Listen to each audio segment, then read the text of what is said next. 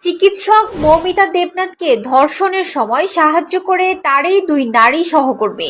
এমন চাঞ্চল্যকর তথ্যই উঠে এসেছে। শুধু তাই নয়, তাকে যে গণধর্ষণ করা হয়েছে তাও নিশ্চিত করেছেন চিকিৎসকরা। মৌমিতার পুরো শরীরে 113টা কামড়ের দাগ ছিল। 150 গ্রামের মতো শুক্রাণু পাওয়া যায় তার দেহে।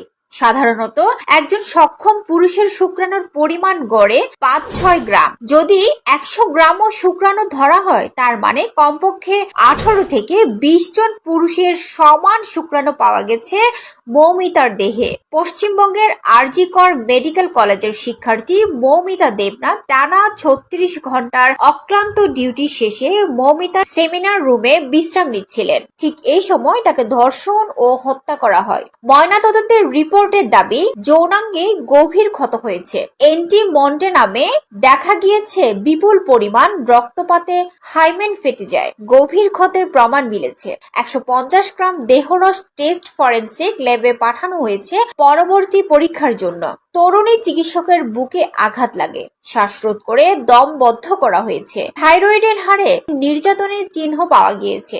আঙ্গুলের নখ ডিএনএ স্পলিং টেস্ট ফরেনসিক ল্যাবরেটরিতে পাঠানো হয়েছে। শ্বাসরোধ করে গলা টিপে খুন করা হয়েছে ওই চিকিৎসককে। ময়না তদন্ত রিপোর্টে ভয়াবহ তথ্য দেওয়া হয়েছে।